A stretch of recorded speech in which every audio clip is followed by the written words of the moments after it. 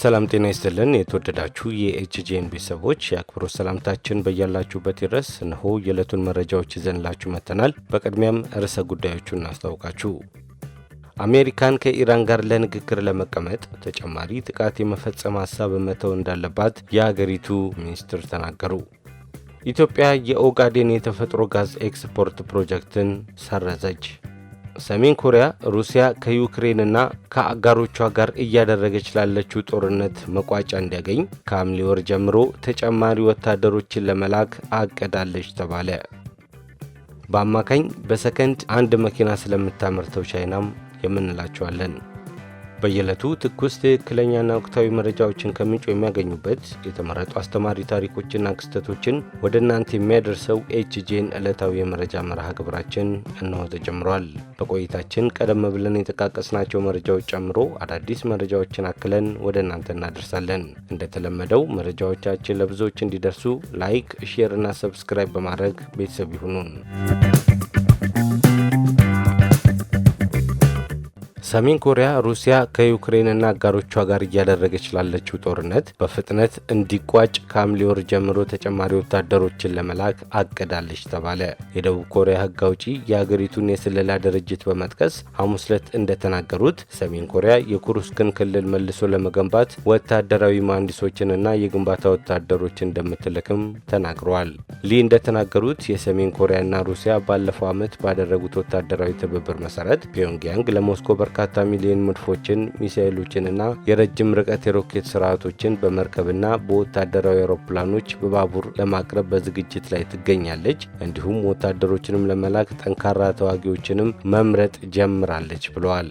የደቡብ ኮሪያ የመረጃ ስለላ ተቋም በሚያዝያ ወር እንደገለጸው ከሆነ ፒዮንግያንግ በዩክሬን ያለው የሩሲያ ጦርነትን ለመደገፍ ወታደሮቿን ማሰማራቷን ለመጀመሪያ ጊዜ ያረጋገጠ ሲሆን ወደ 600 የሚጠጉ የሰሜን ኮሪያ ወታደሮች ተገድለዋል፣ እንዲሁም በሺዎች የሚቆጠሩ ቆስሏል ሲል ያወጣውን መረጃ ያመለክታል። የአሜሪካው ፕሬዚዳንት ዶናልድ ትራምፕ ኢራን የኒውክሌር ጦር መሳሪያ እንዲኖራት በፍጹም እንደማይፈቅዱ በድጋሚ በጽኑ ቃል ገብተዋል። ፕሬዚዳንቱ ይህን ያሉት አሜሪካ በወታደራዊ መንገድ ጣልቃ ገብታበት በነበረው በቅርቡ በተጠናቀቀው የ12ቱ ቀናት የኢራንና የእስራኤል ግጭት ማግስት ነው። ምንም እንኳን በአሜሪካ የአየር ጥቃቶች በኢራን የኒውክሌር ተቋማት ላይ ስላሳደሩት እውነተኛ ተጽዕኖ ጥያቄዎች ቢነሱም ትራምፕ ክፉኛ ጉዳት ደርሶበታል በሚለው የቀደመ አቋማቸው ጸንተው ቀጥለዋል። ፕሬዚዳንት ትራምፕ ትላንት እሁድ በፋክስ ኒውስ ቴሌቪዥን ሰንደይ ሞርኒንግ ፊውቸር ዊዝ ማሪያ ባርቲሮሞ በተሰኘው ፕሮግራም ላይ ባደረጉት ቃለ ምልልስ እስራኤል ሰኔ 13 ቀን ጥቃት ከመፈጸሟ በፊት ኢራን የኒውክሌር ጦር መሳሪያ ከመስራት ሳምንታት ቀርቷት ነበር የሚለው የድሮ ንግግራቸውን ደግሞታል። ከ9 ቀናት በኋላም አሜሪካ የኢራንን 3 ዋና ዋና የኒውክሌር ተቋማት የሆኑትን ፎርዶ፣ ናታንዝና ኢስፋሃንን ኢላማ አድርጋ እንደነበርም ይታወሳል። ከዚሁ ጋር በተያያዘም አሜሪካ ከኢራን ጋር የሚደረገውን ዲፕሎማሲያዊ ውይይት እንዲቀጥል የምትፈልግ ከሆነ በቴህራን ላይ ተጨማሪ ጥቃቶችን የመፈጸም ሀሳብ መተው እንዳለባት የኢራን የውጭ ጉዳይ ምክትል ሚኒስትር ለቢቢሲ ተናገሩ። ምክትል ሚኒስትሩ ማጂድ ታክት ራቫንቺ የትራምፕ አስተዳደር ወደ ድርድር መመለስ እንደሚፈልግ በአደራዳሪዎቹ በኩል ለኢራን መግለጹንም አስታውቀዋል። ይሁን እንጂ እጅግ ወሳኝ ጥያቄ ሲሉ በጠቀሱት ንግግር በሚካሄድባቸው ወቅት የሚፈጸሙ ተጨማሪ ጥቃቶችን በተመለከተ አቋማቸውን ግልጽ አላደረጉም ብለዋል። አሜሪካ በ3 የኢራን የኒውክሌር ጣቢያዎች ላይ የቦምብ ጥቃት በመፈጸም በእስራኤልና በኢራን ጦርነት ውስጥ በቀጥታ ተሳትፋለች። ኢራን ለሰላማዊ ዓላማዎች ስትል የምትገልጸውን ዩራኒየም የማበልጸግ እቅዷን በተመለከተም በአቋሟ እንደምትጸና የሚናገሩት ታክት ራቫንቺ ቴህራን በድብቅ የኒውክሌር ቦምብ ለማዘጋጀት እየተንቀሳቀሰች ነው የሚሉ ክሶችን ውድቅ አድርገዋል። ኢራን ለምታካሄደው ምርምር መርሃ ግብር የኒውክሌር ቁሳቁስ እንዳታገኝም ተከልክላለች። ስለዚህ በራሳችን አቅም መተማመን ነበረብንም ብለዋል። በኢራን የኒውክሌር ፕሮግራም ላይ ትችት የሚሰነዝሩ አካላት እኛ የተስተናገድንበትን መንገድ መተቸት አለባቸው፣ እንዲሁም አሜሪካና እስራኤልም ሊተቹ ይገባሉ ሲሉም ተናግረዋል። አክለውም አሜሪካን ለመተቸት ድፍረት ከሌላቸው ዝም ማለት እንጂ ለጥቃቱ ምክንያት ለመስጠት መሞከር የለባቸውም ብለዋል። ምክትል የውጭ ጉዳይ ሚኒስትሩ ከእስራኤል ጋር የተደረገው የተኩስ አቁም ዘላቂ መሆን አለመሆኑ በደንብ ግልጽ አይደለም ሲሉም ተደምጠዋል። ይሁን እንጂ በእኛ ላይ ወታደራዊ ጥቃት እስካልተፈጸመ ድረስ ኢራን ተኩስ አቁሙን ማክበሯን ትቀጥላለች በማለትም ተናግረዋል። በፋርስ ባህረ ሰላጤ የሚገኙ የኢራን አጋር አረብ ሀገራት ለድርድር አስፈላጊውን ከባቢ ለማዘጋጀት የተቻላቸውን ሁሉ እያደረጉ እንደሆነም ገልጸዋል። አክለውም ጦርነት አንፈልግም፣ በውይይትና በዲፕሎማሲ መሳተፍ እንፈልጋለን፣ ነገር ግን ዳግመኛ እንዳንደነግጥ መዘጋጀት መጠንቀቅ አለብንም ብለዋል።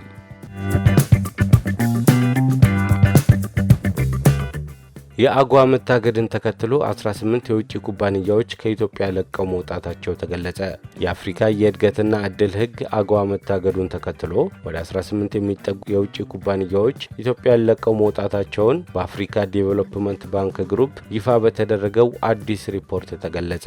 ይህ ደግሞ የኢትዮጵያ የኢንዱስትሪ ፓርኮች የ45 ሚሊዮን ዶላር ገቢ እንዲያጡም ምክንያት ሆኗል ተብሏል። ባንኩ ካንትሪ ፎከስ ሪፖርት 2025 ኢትዮጵያ በሚል ርዕስ ባወጣው ሰፊ ጥናት ግኝት መሰረት ኢትዮጵያ ከዚህ ቀደም በአጓ በኩል ለብዙ ምርቶች ከቀረጥ ነጻ ወደ አሜሪካ ገበያ የመግባት እድል ነበራት። ይሁን እንጂ በጥር 2022 የአጓ መታገድ ቀደም ሲል የተቋቋሙ የገበያ ትስስሮችና የአቅርቦት ሰንሰለቶችን በእጅጉ ማቋረጡን ሪፖርቱ አስረድቷል።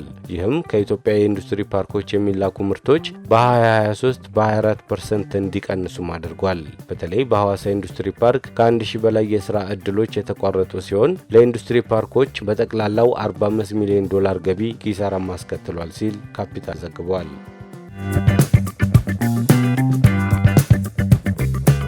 በአማካኝ በሰከንድ አንድ መኪና የምታመርተው ቻይና። ጥናቶች እንደሚያሳዩት በዓለም ላይ ካሉ 3 መኪኖች መካከል አንዱ በቻይና የተሰራ ነው። በተለይ ከቅርብ ዓመታት ወዲህ በቻይና እየተስፋፋ በመጣው የከባድና ቀላል የአውቶሞቲቭ ኢንዱስትሪ አሁን ላይ በተለያዩ ከተሞቿ ተስፋፍቶ 1000 የመኪና ማምረቻ ፋብሪካዎች እንዳሏት መረጃዎች ያመለክታሉ። እነዚህ የመኪና ፋብሪካዎችም ባለፈው ዓመት ብቻ ከ31.28 ሚሊዮን በላይ መኪኖችን ማምረት ችለዋል። ይህም ቻይና በሰዓት 3570 እንዲሁም በአማካኝ በአንድ ሰከንድ አንድ መኪና ታመርታለች እንደማለት ነው። በእነዚህ የመኪና ፋብሪካዎች ውስጥ በቀጥታና በተዘዋዋሪ የስራ ዕድል ያገኙ ሰዎች ቁጥር 1 ሚሊዮን ደርሷል። ቻይና ዘመናዊ የኤሌክትሪክ መኪኖችን በማምረትም በዓለም ተወዳዳሪ የላትም። እንደ BYD፣ NIO እና ኤክስቢንግ የተሰኙ ግዙፍ የአውቶሞቢል አምራች ኩባንያዎች በዓመት ከ13 ሚሊዮን በላይ የኤሌክትሪክ ተሽከርካሪዎችን በማምረት ላይ ይገኛሉ።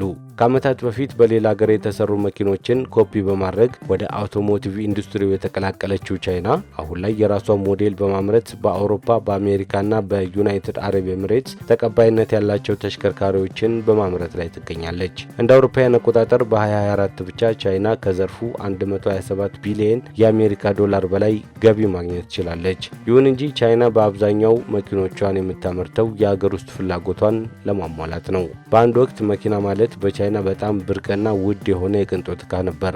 አሁን ላይ ደግሞ መኪና ማለት ማንኛውም አይነት ስራ ያለው ሰው ሊገዛው የሚችልና ከመሰረታዊ ፍላጎት እንደ አንዱ የሚቆጠርም ሆኗል። በቻይና ከሚሰሩ መኪኖች 80 በመቶ የሚሆኑት እዛው ቻይና ውስጥ ተሸጠው ያልቃሉ።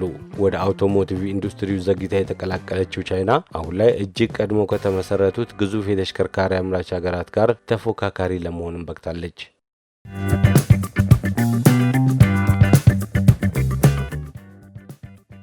ኢትዮጵያ የኦጋዴንን የተፈጥሮ ጋዝ ኤክስፖርት ፕሮጀክት ሰረዘች። በምትኩ የማዕድን ሚኒስቴር የተፈጥሮ ጋዝን ለሀገር ውስጥ ፍጆታ ለመጠቀም የሚያስችል አዲስ ፕሮጀክትን እያጠና ነው።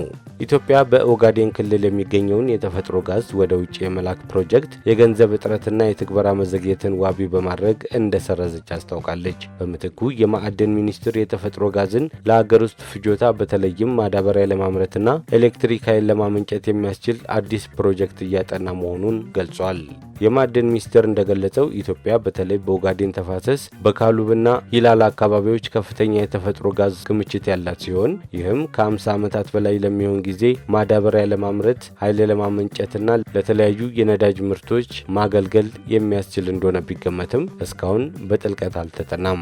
የጅቡቲ የቧንቧ መስመር ፕሮጀክት መሰረዝ በ2022 ከኦጋዴን የተፈጥሮ ጋዝ አውጥቶ በ767 ኪሎ ሜትር ርዝመት ባለው የቧንቧ መስመር ወደ ጅቡቲ በመላክ በፈሳሽ የተፈጥሮ ጋዝ ወደ ውጭ ለመላክ ታቅዶ የነበረው ፕሮጀክት መሰረዙ ተገልጿል። ካፒታል የተመለከተው ኢትዮጵያ ኢነርጂ አውትሉክ 2025 ሪፖርት እንደሚጠቁመው ለፕሮጀክቱ መሰረዝ ዋነኛ ምክንያት የፋይናንስ ችግሮች ሲሆኑ ይህም ደግሞ ኢትዮጵያ ከተፈጥሮ ጋዝ ወደ ውጭ በመላክ ገቢ የማመንጨት አቅሟን ቀንሷል። በአራት መንግስታዊ ተቋማት አማካኝነት በተዘጋጀው በዚህ ሪፖርት ላይ እንደተገለጸው የማዕድን ሚኒስቴር በአሁኑ ወቅት ማዳበሪያ ማምረትን ጨምሮ በሀገር ውስጥ የተፈጥሮ ጋዝን የመጠቀም አዲስ ፕሮጀክትን እያጠና ነው። ሚኒስትሩ የተፈጥሮ ጋዝን ወደ ኤሌክትሪክ ኃይል ለማመንጨት ከኢትዮጵያ ኤሌክትሪክ ኃይል ጋር ለመስራት ፍላጎት እንዳለውም ገልጿል። ይህም በተለይ ዝናብ በሌሉባቸው ዓመታት የኃይል ስርዓቱን ለማጣጣም ጠቃሚ አማራጭ ሊሆን ይችላልም ተብሏል። ኢትዮጵያ በአሁኑ ወቅት በዓመት ከ4 ቢሊዮን ዶላር በላይ የሚገመት ወጪ ከውጭ በሚገቡ የነዳጅ ምርቶች ላይ ጥገኛ መሆኗ ይታወቃል። ይህንን ለመቀነስም መንግስት የሀገሪቱን የተፈጥሮ ሀብቶች ለማልማት የሚያስችል ስትራቴጂ በመተግበር ላይ ነው። አዲሱ ፖሊሲም በተፈጥሮ ጋዝ ፍለጋ ላይ በማተኮር ዘርፉን ለኩባንያዎች ክፍት በማድረግ እና ኢንቨስትመንቶችን በማበረታታት ላይ ቅድሚያ እንደሚሰጥ ተመላክቷል። ውድ የኤችጂኤም ቤተሰቦች ለሰዓቱ ያዝንላችሁ መረጃዎች እኚህን ይመስላሉ። በየቀኑ ትኩስ መረጃዎችን ለማግኘት ላይክ፣ ሼር፣ ሰብስክራይብ በማድረግ ተወዳጁን። አብራችሁን ስለነበራችሁ እናመሰግናለን።